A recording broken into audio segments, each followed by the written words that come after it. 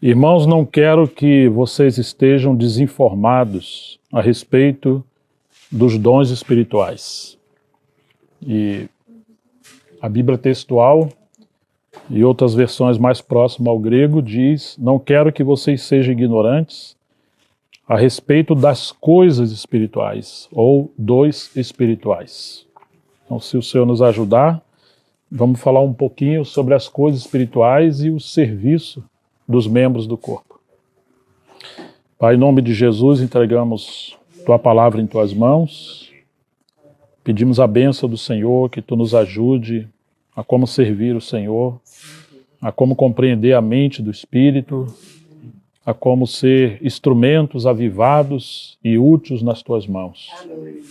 Dá-nos a graça para servir o Senhor, dá-nos a graça para, como corpo de Cristo, estarmos bem consolidados e cada um servindo na sua parte, para que haja edificação. Em nome de Jesus Cristo nós oramos. Amém. Desnecessário falar da lastimável situação da igreja em Corinto. Todos nós temos conhecimento que, embora já seguisse ao Senhor há tanto tempo, Paulo chama eles de meninos e que eram carnais porque andavam segundo os homens, competindo entre si, e tornaram os dons espirituais como instrumento de disputa.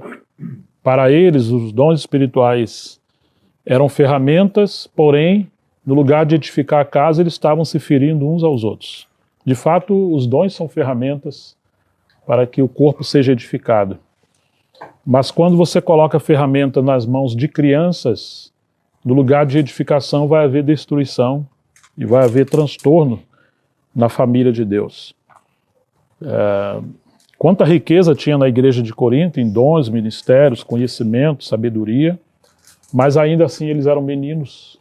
E isso é uma situação muito grave, né? Paulo diz que eles foram enriquecidos em tudo, de maneira que não faltava nenhum dom. Eles tinham que aguardar apenas a manifestação de Cristo, claro que primeiramente na vida deles e depois a volta do Senhor.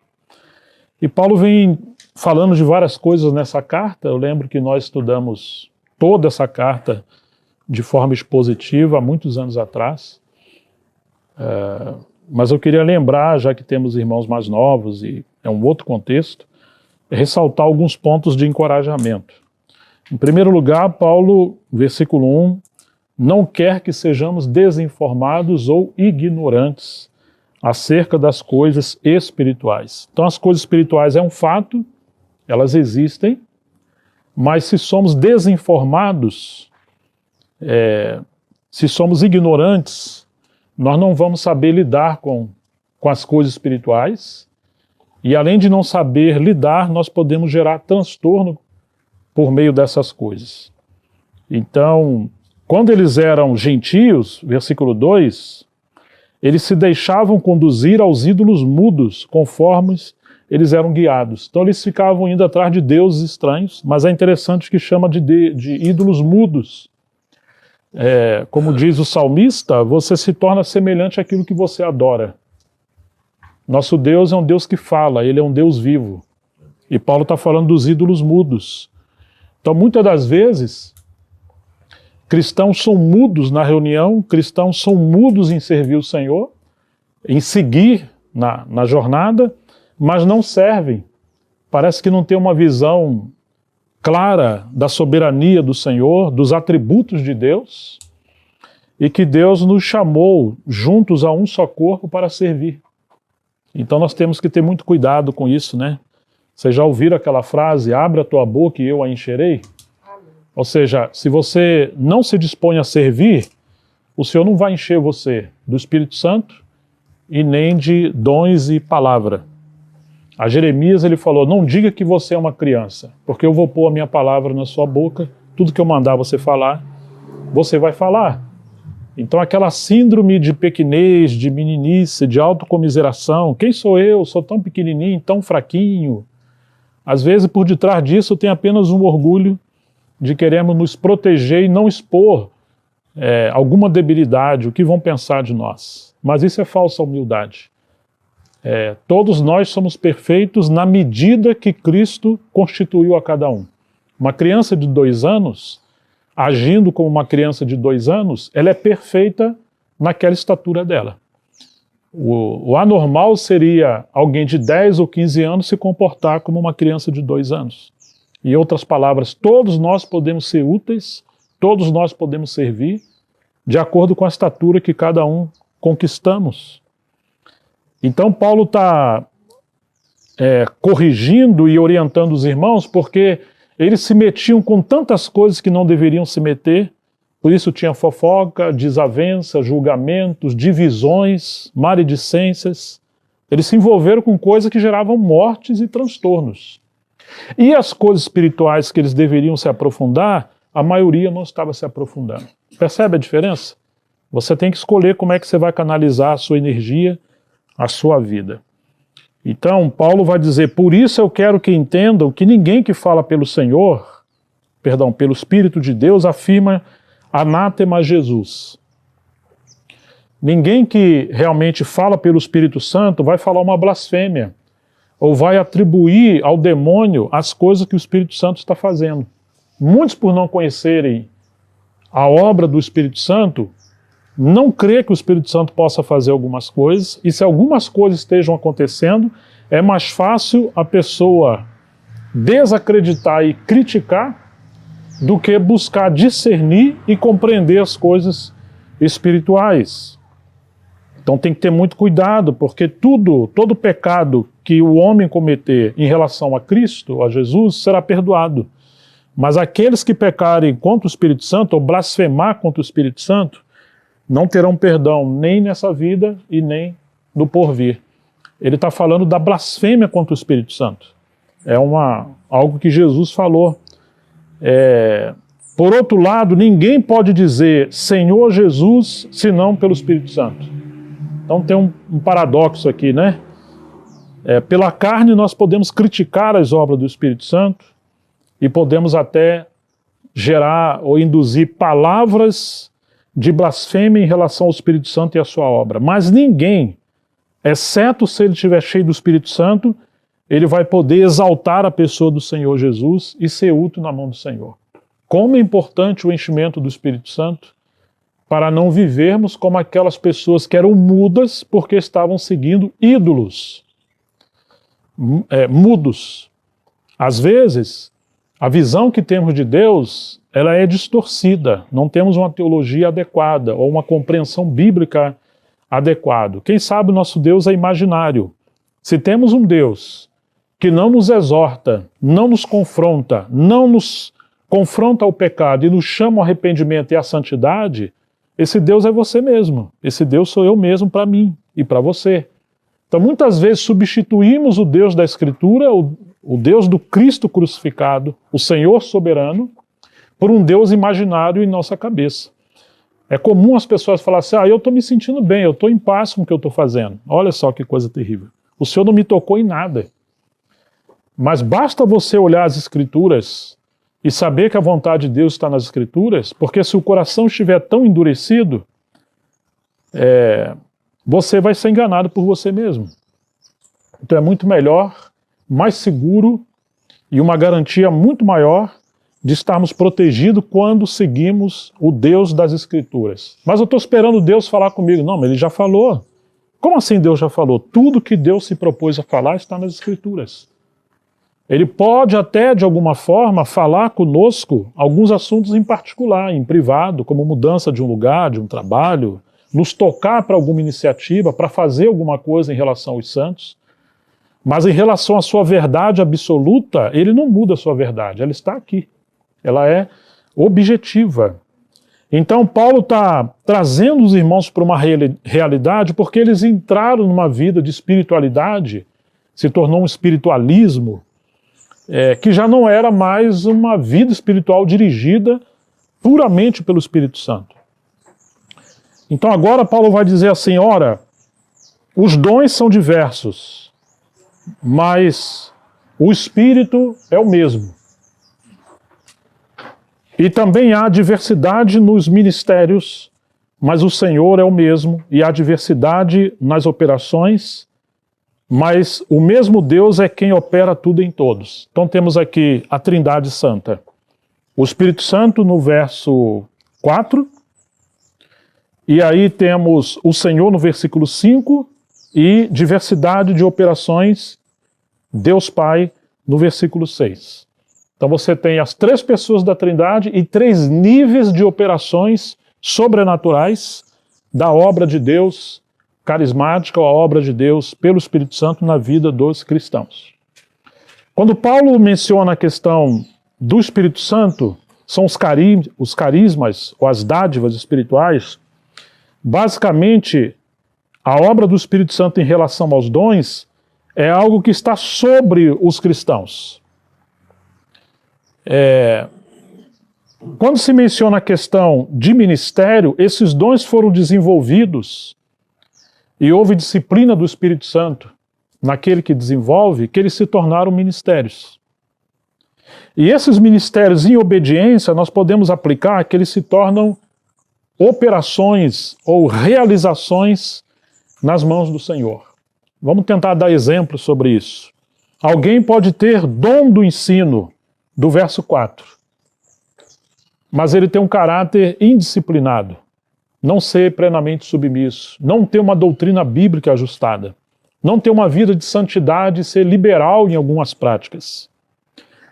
E por isso ele pode ficar atrofiado, ou ele servir apenas quando ele sentir vontade ou sentir desejo de servir.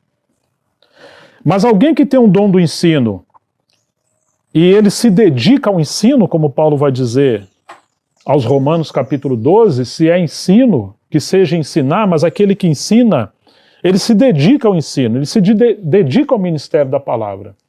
Então, o dom do ensino, mais a disciplina, mais consagração, vai produzir ministério nessa pessoa.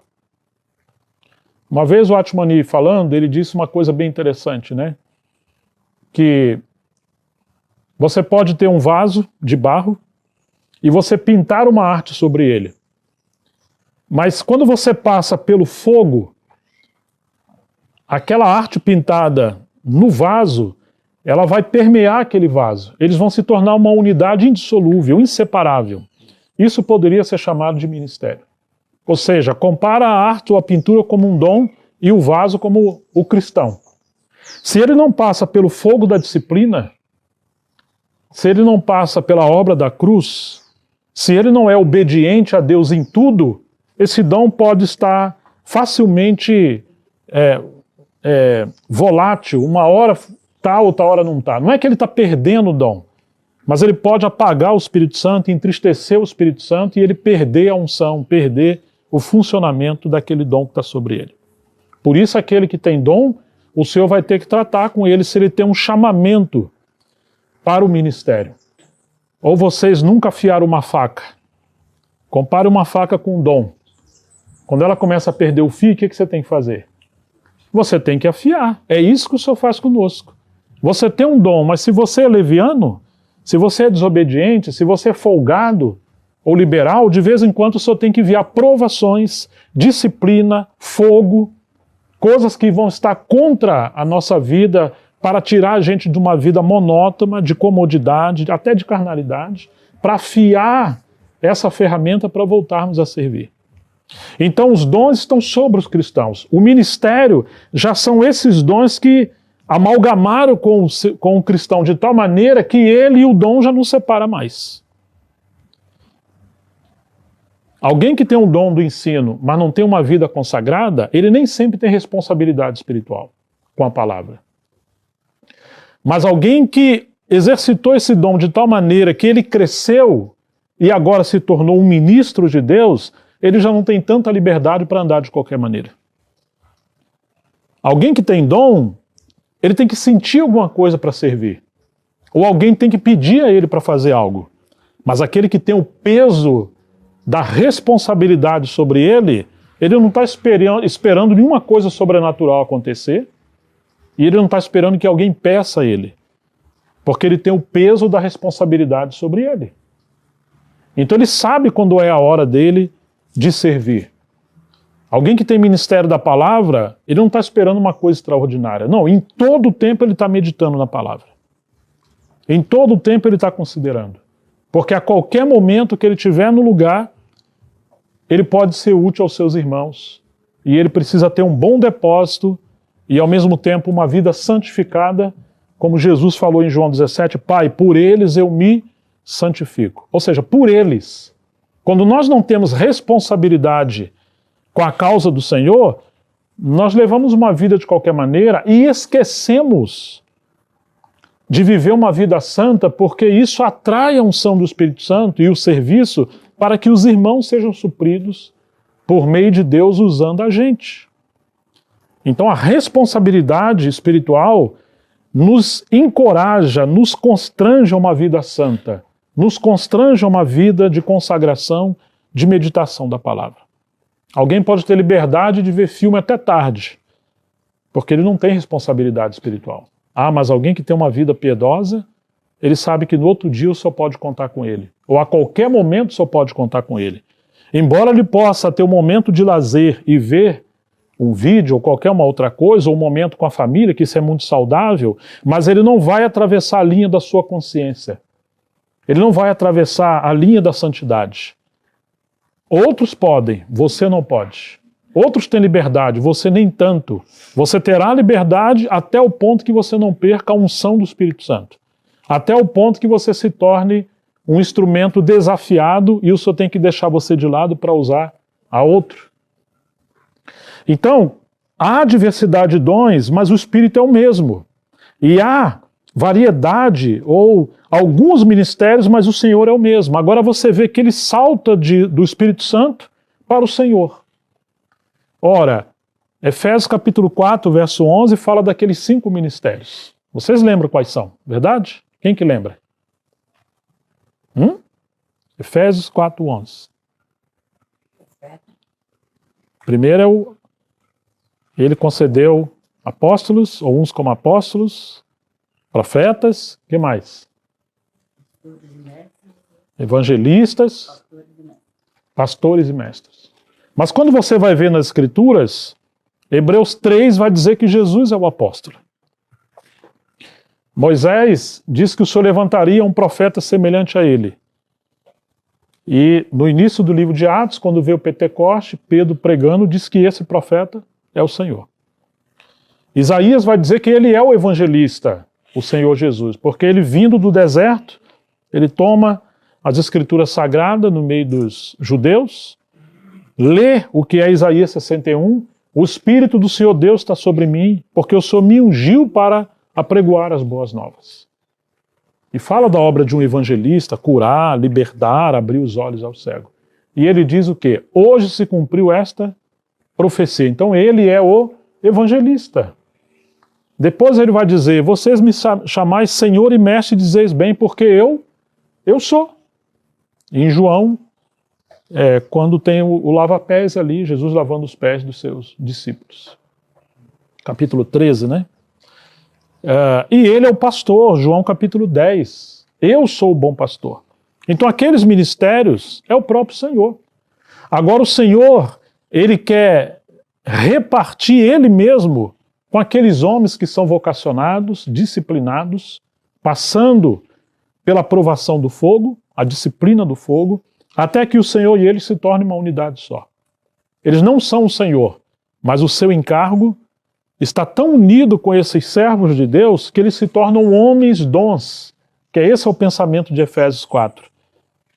Deus deu dons pelo Espírito Santo que estão sobre os cristãos, mas cristãos vocacionados ao ministério foram tão tratados por Deus, tão disciplinados por Deus, e ainda estão, que eles mesmos se tornam os dons que Deus deu à igreja.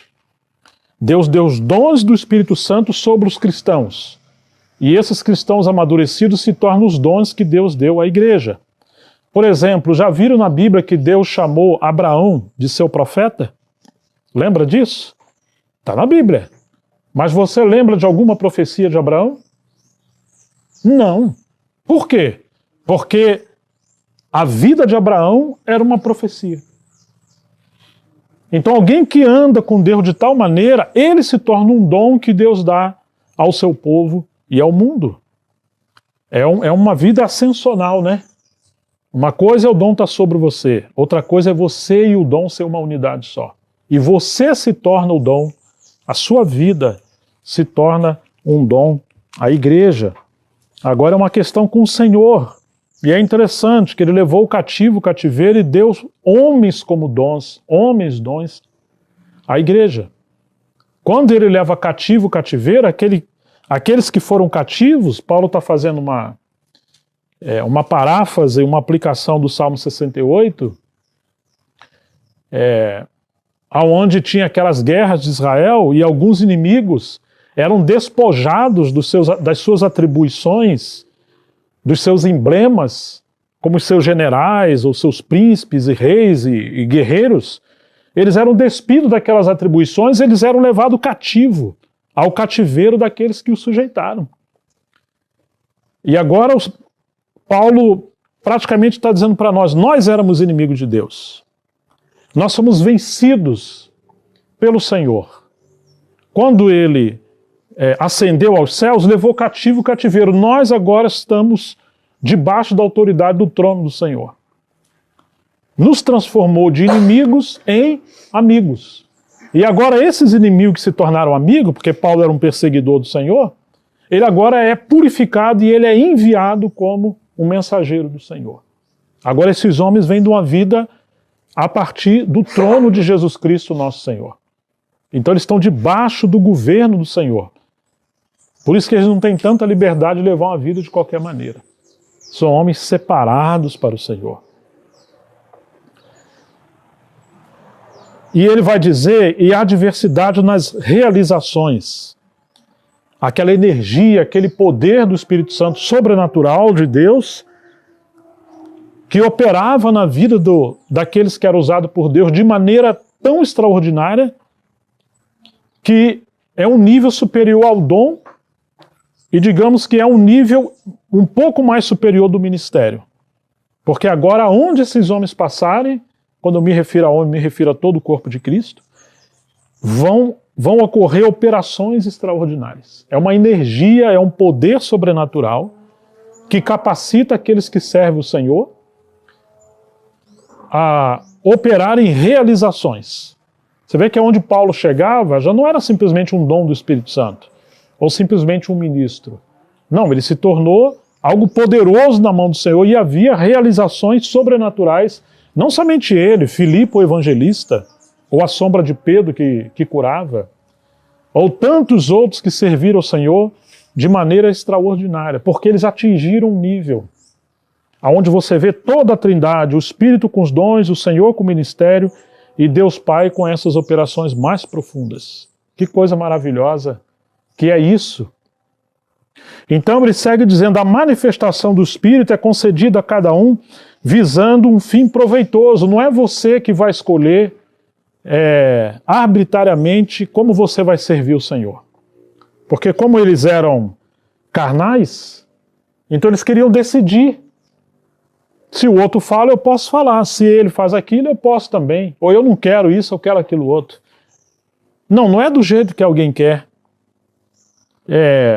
A manifestação do Espírito é concedida a cada um visando um fim proveitoso, porque a um é dado mediante o Espírito a palavra da sabedoria, e a outro, segundo o mesmo Espírito, a palavra do conhecimento. Não vamos deter tempo para falar dessa diferença um do outro. A um é dado no mesmo Espírito a fé, embora todos temos fé, mas existe aqui o dom da fé, como aconteceu com George Miller e com tantos outros que tinham dons de realizar coisas para encorajar o povo de Deus a não levar uma vida incrédula. Que a nossa tendência é achar que nada vai dar certo. E precisamos de irmãos e irmãs com dom da fé para falar, gente, vamos que vai sim. O Senhor nos deu promessas na sua palavra. Há outro no mesmo Espírito, dons de curar. Há outro operações de milagres, há outro profecia. Há outro discernimento de espíritos. A um é dada a variedade de línguas e a outra a capacidade para interpretá-las, mas um só e o mesmo Espírito realiza todas essas coisas, distribuindo-as cada um individualmente, conforme ele quer. Porque assim como o corpo, o seu corpo humano, é um e tem muitos membros, e todos os membros, mesmo sendo muitos, constituem um só corpo, assim também é Cristo. Agora ele está chamando a gente a refletir de uma maneira assim muito coerente. Olha o seu corpo humano. Você tem muitos membros no seu corpo humano, mas todos eles, cada um no seu lugar, constituem-se um corpo só. Nenhum membro do seu corpo está separado, né? Você não saiu da sua casa e deixou um pé lá. Estava com um friozinho no pé, o edredom está tão bom. Hoje eu vou ficar aqui, eu não estou muito à vontade. Não, você vê inteiro, ou inteira. Ele está dizendo que assim é Cristo, quer dizer que agora Cristo está glorificado à direita do Pai, mas o Espírito Santo foi derramado. E nós somos batizados para dentro de Cristo, de maneira que Ele é a cabeça e nós somos membros do corpo de Cristo.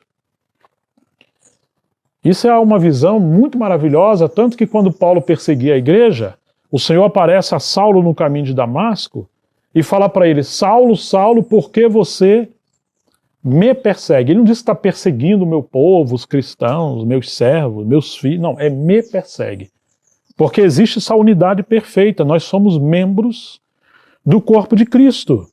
Então no 13 ele diz: pois em um só Espírito todos nós fomos batizados em um só corpo. Está vendo o que ele está falando?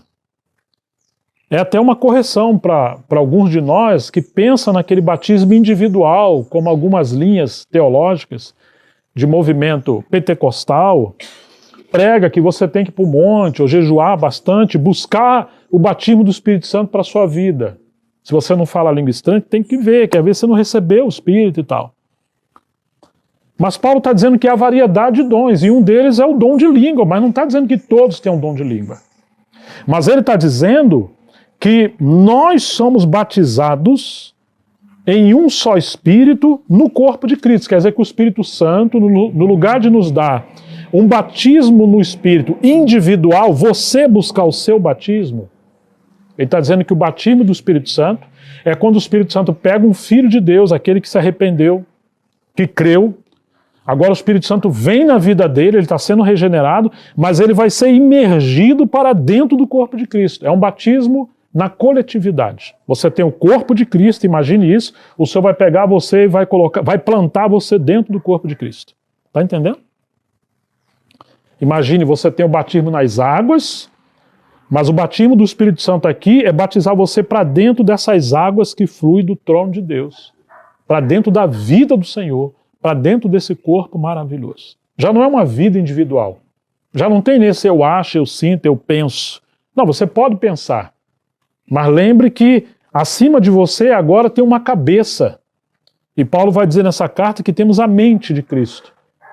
Nas coisas espirituais ele não quer que nós sejamos ignorantes. Porque agora o Espírito Santo, uma vez que estamos no corpo de Cristo, ele repartiu dons com cada um de nós, e serviços e ministérios, e quer que nós venhamos servir com aquela porção que ele nos deu. É uma escolha dele. Nós precisamos estar submissos a ele, alinhados uns com os outros pela palavra e a oração, para que ele possa nos guiar. Mas se você usa a sua cabeça no lugar de buscar ser encabeçado por ele, você vai atrofiar o seu serviço, e quando o Espírito Santo quiser usar você, ele não pode. Porque é como se você viesse a uma reunião e deixasse alguns membros em casa do seu corpo. Então ele está dizendo: pois em um só Espírito todos nós somos batizados em um só corpo, quer judeus, quer gregos, quer escravos, quer livres, e a todos nós foi dado beber de um só Espírito.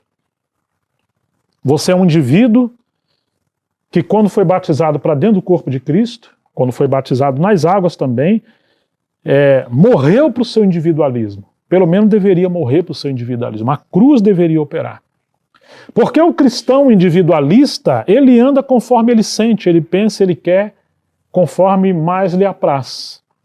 Mas aquele cristão que tem uma visão do corpo, do encabeçamento, e que somos membros e temos responsabilidade, já não é exatamente o que eu quero, mas é o que a cabeça quer. E agora compete a mim, como Paulo: que queres que eu faça, Senhor? Nós simplesmente vamos obedecer. E à medida que você começa a servir o Senhor, você vai amadurecendo ao ponto que o seu dom se torna um serviço, um ministério. Não apenas aquele ministério de Efésios 4:11, mas existe uma amplitude de ministério na igreja. Ministério poderíamos simplesmente parafrasear de uma forma simples, é uma responsabilidade com um tipo de serviço que começou de uma forma simples como um dom, mas aquilo ganhou tanta sua vida que você não consegue mais se livrar, entre aspas, dele. Você sabe que é uma responsabilidade que você tem. Imagine que você está num encontro cristão, num acampamento. De madrugada uma criança chora. Normalmente o jovem, ou aqueles que não têm filho, se não forem maduros, falam, poxa, como é que traz uma criança para uma reunião dessa, para um encontro desse? Nossa, nós não vamos dormir direito. Agora, como é que nós vamos saber quem é a mãe dessa criança ou o pai dessa criança? O que vocês acham que vai acontecer se uma criança chorou de madrugada? Aquele que é pai ou mãe, ela vai levantar, vai pegar essa criança, vai cuidar dela. E para ela aquilo não é um peso, porque enquanto é criança, está nessa estatura, precisa ser cuidada. Então isso é uma responsabilidade que está sobre essa pessoa, essa mãe ou esse pai. Na igreja é assim também. Quando você está amadurecendo, você vê uma necessidade na igreja, você sabe que quando há aquela fragilidade, é a sua responsabilidade suprir aquilo ali. Então, que pena quando nós somos meninos. Nós só reclamamos, discutimos e brigamos uns com os outros por causa dos nossos dons. E fugimos da responsabilidade. Mas quando vamos amadurecendo, nada é pesado para nós. Ainda que temos encargo, ainda que vai nos custar sofrimento, dor, mas que alegria poder ser um instrumento usado nas mãos do seu Senhor. Me lembro que uma vez o Delcio, no livro Sofrimentos, as 7 Causas, que nós até produzimos esse livro na época dos anos 90, no início ali, ele conta que um dia entrou um homem incrédulo numa oficina de um ferreiro, e aí ele começa a confrontar o ferreiro, né? Você ainda é crente, é? Pois é, olha, eu não dou dízimo, eu não oferto, eu não oro, não busco a Deus, eu curto a minha vida, eu não tenho doença, o dinheiro está crescendo, ixi, agora você é cristão, está cheio de problema, tribulação, aquela coisa toda. Eu não te entendo. E o ferreiro estava com uma marreta, um ferro, uma hora ele colocava o ferro sobre o fogo do maçarico, tirava, botava na água, depois dava uma marretada nele. Botava no fogo, na água, até ele virar uma peça que ele queria, né? Aí ele olhou pro incrédulo e falou assim, tá vendo aqueles ferros enferrujados lá embaixo do banco? Eu tô vendo, então aquilo ali é uma folija, aquilo ali a gente vai mandar embora, uma sucata, não tem serventia. Por isso que ele não está aqui na bigorna aqui da aprovação. Deus ainda me considera um instrumento na mão dele. Por isso eu passo pelo fogo, pela água e pela marreta. Em outras palavras, nós às vezes não queremos estar nas mãos do Senhor, dos golpes, das provações do Espírito Santo, até sermos aquela ferramenta adequada para o uso do nosso Senhor. Nós queremos ser livres. Então a gente fica voando como uma ave selvagem que não para em lugar nenhum. Ela vai atrás de comida conforme lhe apraz.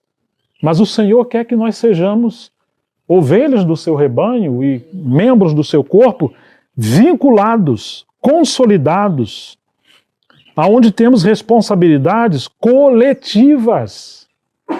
Coletivas. Por exemplo, você vai pegar algo, olha aqui, ó. Quantos membros estão envolvidos para um ato desse aqui acontecer?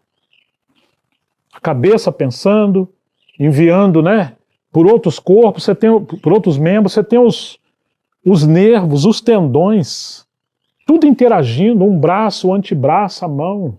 E você tem contração aqui, ó, como um guindaste, né? Você tem contração.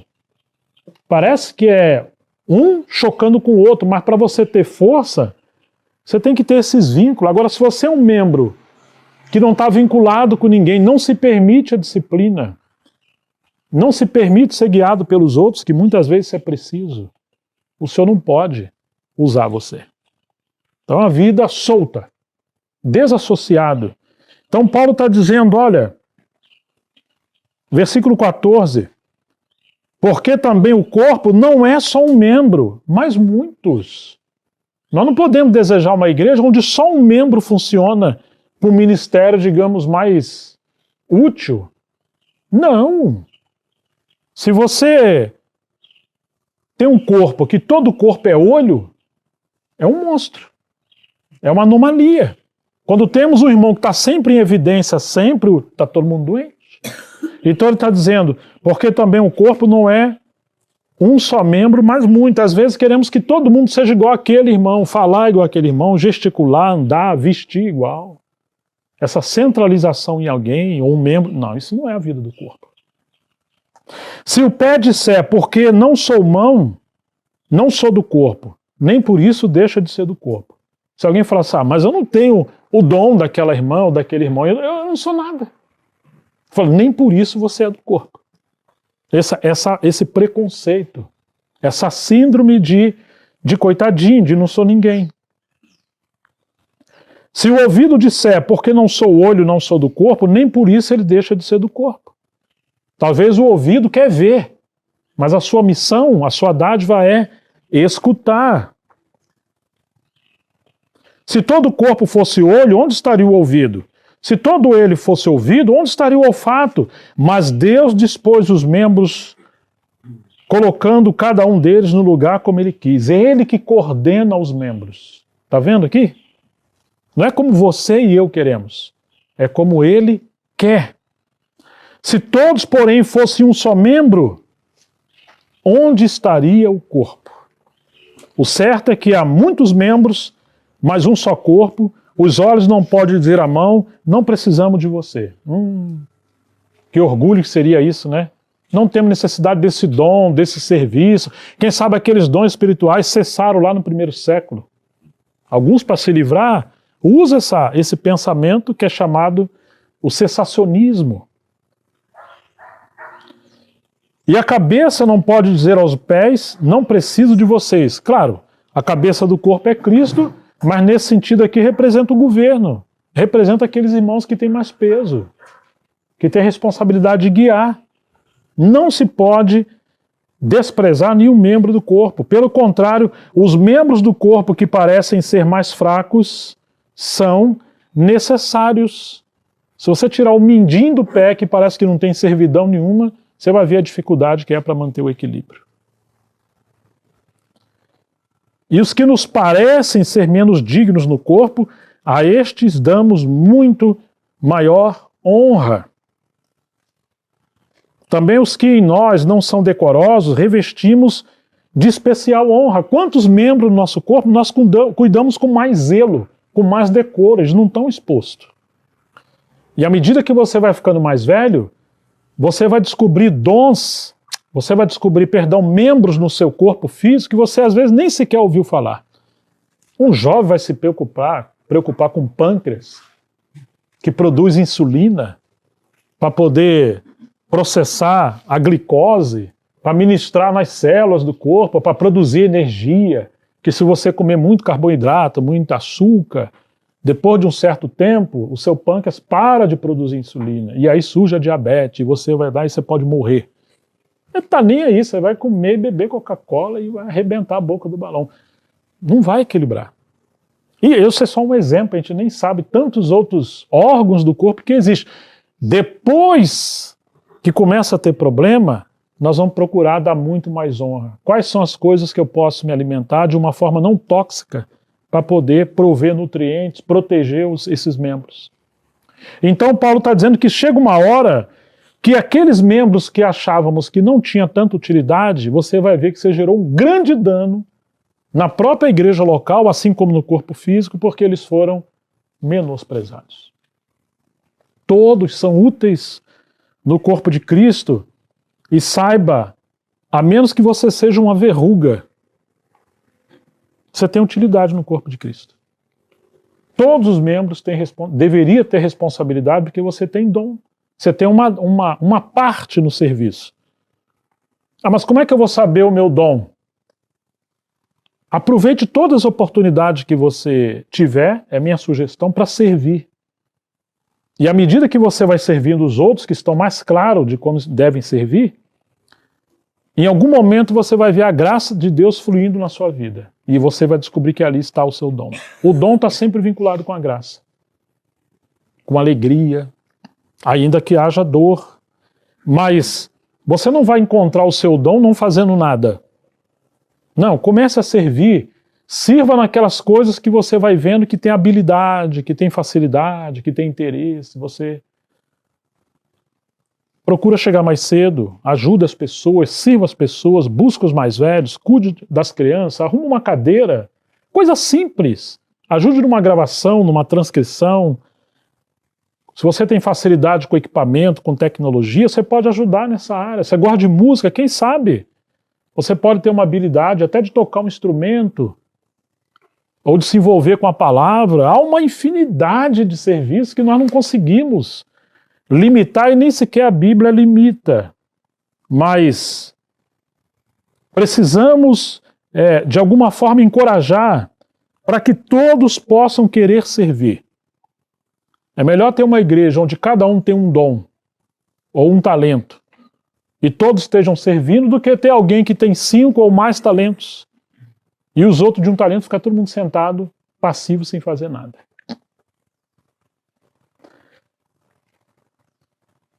Contudo, seguindo o versículo 24, Deus coordenou o corpo, concedendo muito mais honra àquilo que menos tinha, para que não haja divisão no corpo, mas para que os membros cooperem com igual cuidado em favor de uns dos outros. Está vendo que você tem que cooperar? Que quando você é passivo, você prejudica o corpo. Quando você, imagina, você perde um dente. Se for o dente da frente, então, meu Deus do céu. Até por causa da estética, ele vai gerar, né? Pega um rapaz solteiro, uma moça solteira, querendo casar, por exemplo. Aí tá faltando um dente logo na frente, Pepe. Como é que fica? Talvez você nem liga muito, mas se faltar, ou falta uma orelha, por exemplo, um olho, ou qualquer uma outra coisa, gente, vai gerar um problema sério. Agora os membros internos também são assim, faltam rins, falta isso, você vai ver que vai gerar um dano. Então aqui está dizendo que os membros têm que cooperar. Deus não espera que nenhum de nós sejamos passivos, isso é anomalia. De maneira que, se um membro sofre, todos sofrem com ele. E se um deles é honrado, na verdade todos os outros se alegram com ele. Ou seja, não deveria ter uma visão individualista. Porque mesmo quando o membro está servindo bem, existem muitas pessoas por detrás dele que deram suporte. Uns estão orando, outros estão servindo de outra maneira. Mas muitas coisas aconteceram. Você não pode falar assim, poxa, hoje a mão do Fabrício me deu um cafezinho tão gostoso. Ninguém vai falar isso. O Fabrício serviu a gente com café, a Rafa serviu uma canjiquinha, o outro. Então assim, nós não podemos centralizar os serviços em um membro e ignorar o corpo todo, porque aquele membro sem o corpo, ele não é nada. Estão me entendendo, irmãos? A igreja precisa ter essa movimentação orgânica pelo Espírito, de maneira que se um membro naquele momento está servindo, na verdade todo o corpo está se honrando. E quando o membro sofre, seja por qual motivo for, todo membro deveria sofrer e procurar socorrê-lo. Então a gente poderia falar de uma maneira muito simples. Autoridade espiritual. Às vezes nós achamos que a autoridade espiritual só tem aqueles irmãos que são nossas lideranças, por assim dizer. Os presbíteros, os ministros. Mas qual é a autoridade de um ouvido? É escutar. E a autoridade do olho? É porque ele vê. E o que tem olfato? É sentir. O paladar. E assim sucessivamente. Todos nós temos alguma responsabilidade e um nível de autoridade. Nós devemos nos submeter uns aos outros naquilo que a pessoa tem responsabilidade espiritual. Estão entendendo? Então, nós vamos cobrindo as necessidades que vão existindo no corpo, porque pessoas assumiram que aquela função ali pertence a elas. Que coisa maravilhosa que é isso! Nós somos o corpo de Cristo, individualmente membros desse corpo, ou seja, nós estamos vinculados uns com os outros, ninguém pode ser membro sozinho. A uns estabeleceu Deus na igreja, primeiramente apóstolos, em segundo lugar profeta, em terceiro lugar mestres. Agora temos uma hierarquia não institucional. Não uma hierarquia política, mas uma hierarquia de serviço. Porque os coríntios estavam menosprezando os ministérios mais importantes. Imagine que você tem uma locomotiva. E aí você vai dar uma brilhante ideia. Gente, para que esses trilhos? Não, dá um trabalho danado. Colocar esse estoque embaixo, essas madeiras, depois trilho, aí tem que parafusar. Não, vamos arrancar isso fora. Podemos ser uma locomotiva de 100 vagões. Não precisamos de trilhos, só precisamos ali do maquinário possante. Então você vem lá com a locomotiva, em cima dos trilhos, chegou a hora, acabou os trilhos, porque vocês acharam melhor tirar. O que vai acontecer? Uma tragédia. Né? Uma tragédia, porque a locomotiva veio cheia de vagão, cheia de tudo, e não tem trilho para andar. Foi o que aconteceu na igreja em Corinto. Eles estavam rejeitando o ministério de Paulo. Paulo chega a ser irônico, eu preciso de carta de recomendação para chegar até vocês. E ele está mostrando, gente, o ministério da palavra é o ministério principal, porque é por meio da palavra que somos constituídos, orientados, capacitados e coordenados. E aí cada membro vai poder fluir no seu devido lugar. Né? Então os apóstolos são aqueles que são enviados, que plantam, pregando o evangelho, plantam igrejas, ordenam as igrejas, estabelecem presbíteros. E eles têm o ministério da palavra de suprir os santos e colocar em ordem quando há necessidades.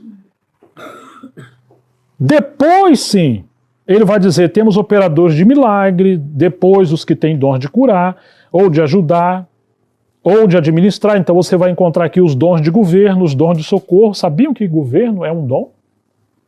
Vai falar, eu queria ser presbítero. Pois é, mas você tem um dom de governo? Você foi vocacionado? Sabia que governo vai lidar com tensões? E que se tem uma coisa que vai precisar, irmãos que são presbíteros, chama-se estabilidade, inclusive estabilidade emocional e espiritual, que vai lidar com crise, vai administrar crise, vai ter que olhar a longo prazo, não é só ensinar a palavra, vai ter que ter graça de Deus, sabedoria para lidar com problemas, com tensões e saber aconselhar para que haja equilíbrio. Tem gente que é como um elefante numa loja de porcelana. Ele mexeu um pouquinho, destrói tudo.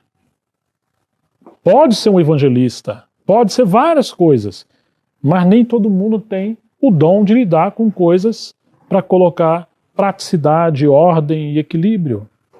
Dom de socorro, dom de ajudar.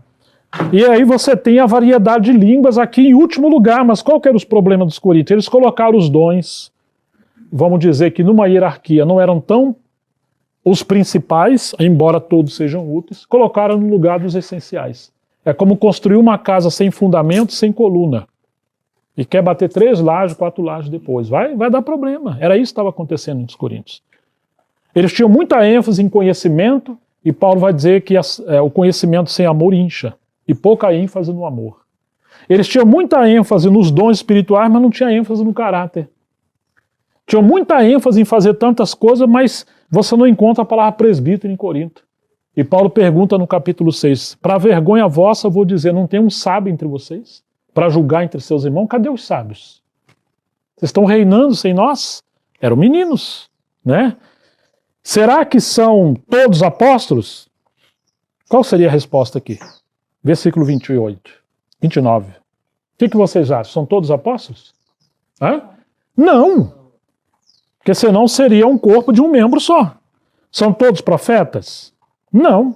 Será que todos são mestres? Não.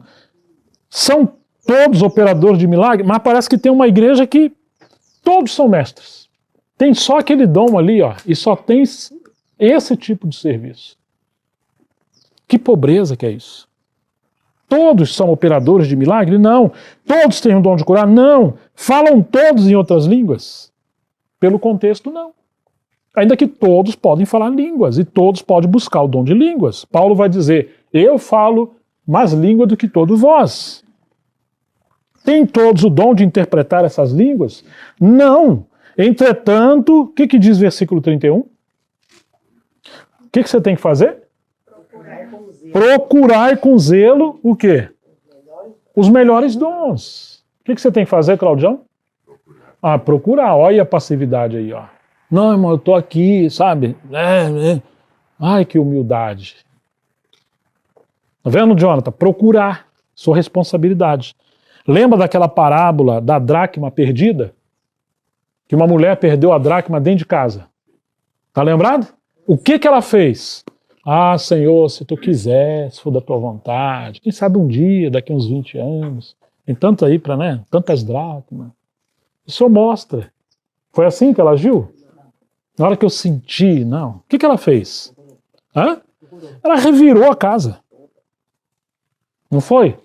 Procurou a dracma perdida dentro da casa. Claro que ali é uma parábola voltada para a ovelha perdida, mas também uma ilustração muito clara das responsabilidades que Deus entregou, que nós não podemos terceirizar para outro. Nós vamos ter que prestar conta diante de Deus com aquilo que Ele confiou a nós, isso tem a ver com responsabilidade espiritual. Você tem que fazer, então, no versículo 31, o que você tem que fazer? Procurar. Quem tem que procurar? Você. Cada um de nós. Eu. Ai, que bonitinha. Todos nós. Tá vendo, Pepe? Todos nós. Mas eu não sei. Não é para você fazer o trabalho do outro, não. Não é um julgo. Mas procura em Deus como é que você pode ser útil no corpo de Cristo. Então agora vem a responsabilidade espiritual. Procurai. E ele vai dizer, eu passo a mostrar a vocês um caminho ainda mais excelente. Mais excelente do que querer os dons, ele vai mostrar o caminho do amor. Porque por falta do amor, eles estavam se dividindo, se criticando, se condenando, se ferindo com os dons que eles tinham. Então Paulo vai dizer o caminho superior, que é o caminho do amor. Alguém cheio do amor, ele vai servir os outros sem ferir os outros, sem tomar o lugar do outro, sem se exibir, sem competir, e aí sem parcialidade, que ele vai falar tudo isso aqui no versículo, no capítulo 13, e então ele vai chegar no capítulo 14, versículo 1. O que ele vai dizer no versículo 1? Sigam o amor e procurem com zelo os dons espirituais, principalmente o de profetizar. O que nós temos que fazer aqui? Seguir não os nossos sentimentos, não a nossa preferência, não o nosso egoísmo, o amor. O amor é sacrificial. O amor não suspeita mal. O amor não é competitivo. Se você seguir a si mesmo, vai tropeçar em muitas coisas. Vai ficar vendo o defeito dos irmãos. Quando você segue o amor, você consegue enxergar a graça e a virtude dos irmãos e cobrir suas debilidades com paciência, com oração, com sabedoria. Siga o amor, é o amor que nos leva a servir. Siga o amor, mas procurem com zelo, como aquela mulher que perdeu a dracma. Com zelo é total dedicação. Procure com zelo, com afinco. Os dons espirituais, queira ser cheio do Espírito Santo e queira ser útil na mão do Senhor, mas principalmente o dom de profetizar. Por que o dom de profetizar? Ele vai dizer, porque quem fala em línguas não fala para as pessoas, mas fala para Deus. Ninguém o entende, pois por meio do Espírito fala mistério, mas o que profetiza fala às pessoas, edificando, exortando e consolando. Tá vendo? Quando alguém fala em língua, ele está edificando a si mesmo. Isso não é ruim, isso é bom. Mas se você quer ser útil, você precisa buscar profetizar, que aqui, para o nosso tempo, seria o mesmo que proclamar a verdade, falar a verdade, trazer para a luz a revelação de Deus que Ele mostrou para você nas Escrituras. Aquilo que você ganhou de Deus durante a sua semana. proclamar algo do Senhor que vai edificar os santos, que nunca entra em contradição com as Escrituras. Pelo contrário, é profetizar o que Deus já falou na palavra. O que fala em línguas, a si mesmo edifica. Mas o que profetiza, o que acontece com ele? O que vai acontecer? Ele está edificando a igreja. Eu quero que todos vocês falem em línguas, porque você está fortalecendo o seu espírito, você está tendo vida com Deus, você está se enchendo. Mas muito mais que... O que Paulo quer aí, Claudião? Que a gente faça o quê? Profetizem. Está vendo? Você acha que o Espírito Santo quer que a gente profetiza? Segundo esse texto, o que você acha? É sim. Pois quem profetiza, o que acontece? Ele é superior ao que fala em língua, a não ser que as interprete para que a igreja receba edificação. E agora, irmão, se eu for até aí ter convosco, falando em língua, que proveito vocês terão se eu não falar por meio de? Ele coloca 4 características daquele que fala. Ele pode falar por meio de revelação, ou uma palavra de conhecimento, ou uma palavra de profecia, ou uma palavra de doutrina. Vamos por assim dizer, a pregação expositiva é o aspecto doutrinário. É o ensino dos mestres. Mas você tem os profetas falando uma palavra profética. Você tem alguém com a palavra de conhecimento ou uma revelação. Você não pode querer que todo mundo seja igualzinho ao outro. Não, aquilo não é de Deus porque a palavra não foi expositiva. Às vezes é uma palavra de consolo, de encorajamento ou de conhecimento. Paulo era tão cheio de dons que ele está apresentando essas 4 características. Claro que o ministério da palavra ele tem que ser um ministério que mostra a palavra de forma coerente e sem contradição, que tem começo, meio e fim. O melhor é, leia o texto, explica o texto em seu contexto e faça aplicação para o nosso tempo. Para a gente não se perder em falácia, de começar uma coisa e terminar, vai lá para o Japão, para a China e depois ninguém entendeu nada. Aquele que fala tem que ter o mínimo de conhecimento das Escrituras e habilidade para comunicar a verdade. É assim com instrumentos inanimados, como flauta ou a harpa, quando emite sons. Se não emitem sons bem distintos, como se poderá reconhecer o que se toca na flauta ou na harpa? Pois também se a trombeta der sonido incerto, quem se preparará para a batalha? Lá no Antigo Testamento, aquelas 12 tribos de Israel, quando eles paravam, quando a coluna de fogo à noite, ou a nuvem durante o dia estava guiando eles, e a coluna de fogo parava, ou a nuvem, então parava o traslado do tabernáculo e todas essas tribos paravam e eles ficavam ali. Quando era para avançar, os trombeteiros tinham que tocar a trombeta, porque Deus está avançando. E aí todo o povo seguia a trombeta. Agora Paulo está dizendo, se a trombeta der sonido incerto, quem se preparará para a batalha? A trombeta é um símbolo do ministério da palavra, do ministério profético, que tem que ter direção clara da palavra de Deus, para todos nós, como Israel de Deus, nos levantarmos e, nós estamos entrando numa nova fase como igreja, uma nova fase da obra de Deus. Então nós temos direção espiritual. Mas se a trombeta não der sonido incerto, cada hora fala uma coisa, imagine cada irmão, cada hora fala uma coisa na igreja, um ministra um assunto, o outro vai, se levanta e fala outra coisa, na outra semana fala outra e assim, aí vira uma confusão. Porque tem competição, tem falta de harmonia ministerial, falta de direção. Assim também vocês, se com a língua não disserem palavras compreensíveis, como se entenderá o que é dito? Porque vocês estarão como que falando ao vento. Há sem dúvida muitos tipos de voz no mundo e nenhuma delas é sem sentido. Mas se eu não entender o significado da voz, serei estrangeiro para aquele que fala e ele será estrangeiro para mim. Assim também vocês, visto que desejam dons espirituais, procurem fazer o que de novo que ele está ressaltando? O que tem que procurar fazer aí? Estamos no versículo 12. Progredir para a edificação da igreja. Progredir. Irmãos, a passividade, a letargia é um engano carnal e é um engano espiritual. À medida que o tempo vai passando, como disse o autor do livro aos Hebreus, vocês já deveriam ser mestres, mas agora, por causa da preguiça de vocês, eu preciso repetir as mesmas coisas. Precisamos ser encorajados, que precisamos progredir. Nem que você fale 1 minuto, depois 2. Mesmo que você não tenha ministério da palavra, mas se você está lendo um livro, né, Rafaela? Lembra como é que a gente lê livro? Você tem que ler, depois você não pode guardar, eu terminei de ler o livro, e aí? Não, eu acabei. Não, seria o livro só para você? É muito bom, mas como membro do corpo de Cristo, qual é o proveito que o corpo de Cristo tem com isso? Então você vai anotando aquelas coisas essenciais que podem ser úteis aos seus irmãos. Tudo que você puder conquistar para enriquecer o corpo, você vai enchendo ali o seu tesouro, o seu depósito. Você se torna uma pessoa útil.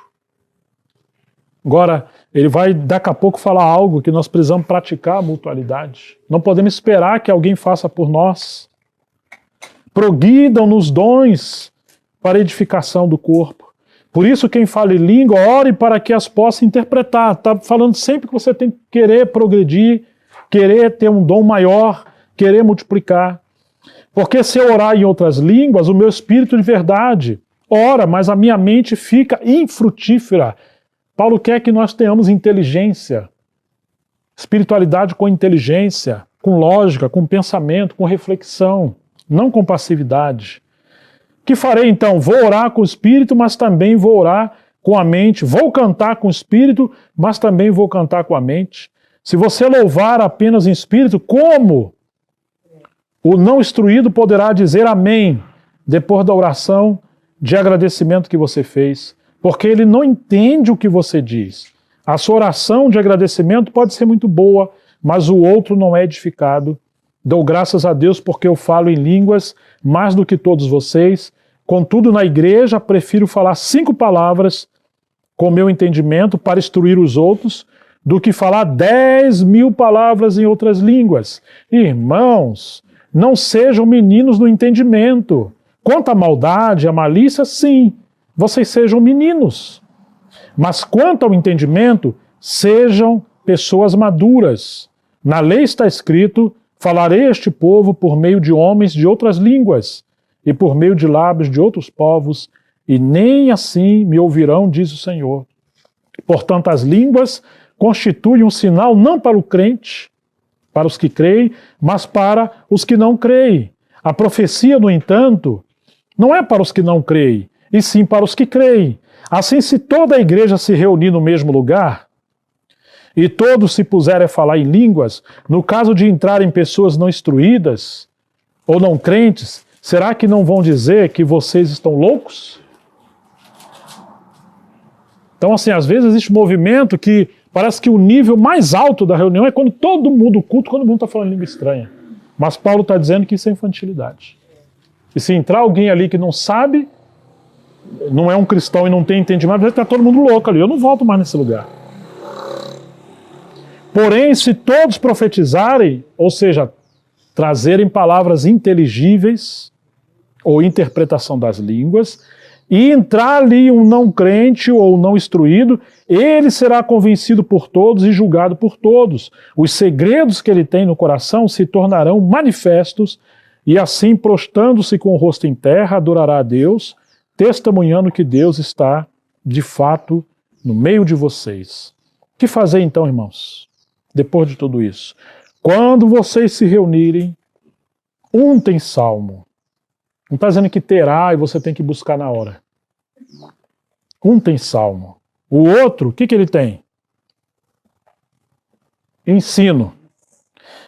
Este traz revelação, aquele fala em línguas e outro faz a interpretação, que tudo seja feito para a edificação.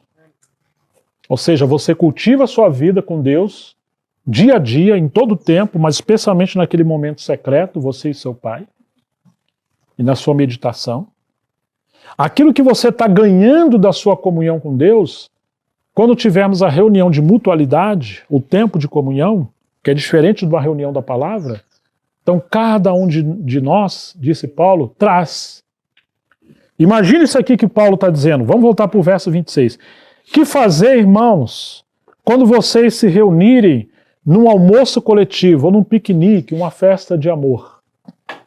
Então, parafraseando, ó, um traz uma salada, o outro traz um frango assado, mas o outro traz uma maionese, o outro trouxe um arroz, o outro que não tinha tanto recurso trouxe só uma limonada, pegou 2 limãozinhos lá, o vizinho deu para ele. Ninguém pode falar eu não tenho nada. O outro tem mais recurso, ele trouxe uma picanha. Coopera. É bem, né? Mas nem todo pode fazer isso. Mas sabe o que diz no Antigo Testamento, nas festas judaicas? Ninguém aparecerá diante de mim. Alguém lembra o restante do versículo? Com as mãos vazias. Porque Deus enriqueceu a terra com seus minérios, com a chuva, com o sol, com tudo o que precisava para o lavrador plantar a semente, cuidar da planta e colher, porque Deus abençoou. Amém.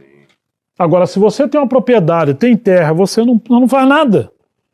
É tão preguiçoso que a árvore está dando fruto e você não vai lá pegar.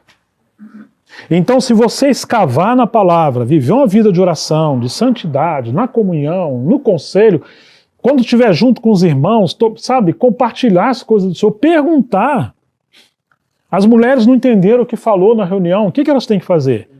Pergunta em casa o seu marido, não pode, quem sabe. Não. Quando nós nos ajuntarmos, cada um de nós teremos. Irmãos, até as crianças, que a gente tem encorajado a memorizar em casa, para trazer para essa festa espiritual.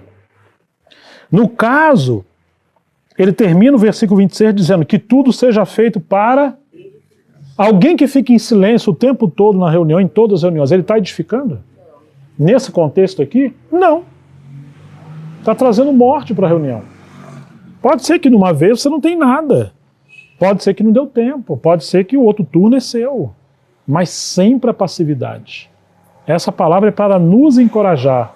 No caso, se alguém falar em outras línguas, que não sejam mais do que 2, ou quando muito 3. E isso sucessivamente haja alguém que interprete. Se não houver interpretação, fique calado na igreja. Claro, na sua casa, sozinho, no monte, onde você estiver, no carro. Ore se você tem um dom de falar língua, abunde nisso. Isso é saudável. Falando consigo mesmo e com Deus, tratando-se de profetas ou irmãos que têm encargo com a palavra, fale apenas 2 ou 3, quer dizer, a mutualidade. Paulo esperava, o Espírito Santo esperava que todos pudessem contribuir, que ele está falando, gente, agora não é aquela reunião da palavra que alguém vai falar 1 hora ou 40 minutos. Não, seja curto, essencial, para dar tempo para os outros também falarem. E os outros julguem, versículo 29, não é para julgar a pessoa. O cabelo está grande, o tênis não está tão limpo, eu acho que não combinou, aí falou muito alto. Não é julgar a profecia, é julgar a mensagem que se confere com as escrituras. São os irmãos mais maduros. E ele aqui vai corrigir as mulheres, que as mulheres não tinham que exercer uma autoridade para julgar os profetas, de se sobrepor aos profetas, porque essa é uma posição, ou um serviço, daqueles irmãos mais maduros como profetas, ainda que se as irmãs verem algo que está desalinhado das escrituras, elas devem ir à parte depois, falar, olha, aquele assunto ali, pelo que nós temos aprendido há tanto tempo nas escrituras, será que não está equivocado? Ela não está falando que está, mas ela está sugerindo e quer aprender. Porque todos poderão profetizar um após o outro, para que todos aprendam e sejam consolados. Os espíritos dos profetas estão sujeitos aos próprios profetas. Fala, mas eu não consegui calar, sabe? Já falei 1h30, mas falta 1 hora ainda. Mas o que é isso? O Espírito Santo não tira as faculdades, a mente, não, do cristão. Ele está dizendo que o espírito dos profetas estão sujeitos aos profetas. Quer dizer, o espiritismo sim tem isso. A pessoa está possessa, depois nem lembra o que aconteceu. Alguém cheio do Espírito Santo, não. O Espírito Santo é tão delicado, é sensível e ele administra. Claro que ele pode estar tão cheio, mas ele deve alcançar a disciplina espiritual. Porque Deus não é Deus de confusão, Deus é um Deus de paz. Mas a reunião dos coríntios, porque enfatizaram tantos dons e reduziram o ministério da palavra, tudo se tornou um movimento sobrenatural Estava uma confusão. Como em todas as igrejas dos santos eu ensino, que as mulheres conservem-se caladas nas igrejas porque não lhes é permitido falar, mas estejam submissas, como também ordena a lei. Claro que o falar aqui pelo contexto de Timóteo e de outros lugares é não falar como alguém que exerce autoridade de homem. É não falar como aquela que seja um mestre na palavra. Porque senão vai contradizer a Escritura, que diz que a mulher deve se cobrir com véu, quando ele está apontando o véu, para poder fazer o quê? Orar e profetizar. E profetizar é falar. Filipe tinha aquelas donzelas, aquelas filhas donzelas, que não só oravam, mas também profetizavam. Como a igreja em Corinto estava nessa confusão, e você vai encontrar no pano de fundo que os homens estavam sendo anulados, os homens não tomavam a dianteira, então Paulo está querendo colocar ordem, falando para as mulheres recuar um pouco para trás para ver se os homens sejam encorajados a assumir sua responsabilidade. Fui informado pelos da casa de quem? Quem que informou a Paulo os problemas da igreja em Corinto? Uma mulher. 1 Coríntios 6, não há um homem entre vocês, sabe? Cadê os homens? E você vai ver Paulo falando dos homens o tempo inteiro. No capítulo 16, verso 13, ele vai dizer, portai-vos como homens, porque os homens estavam sendo fracos na questão da responsabilidade.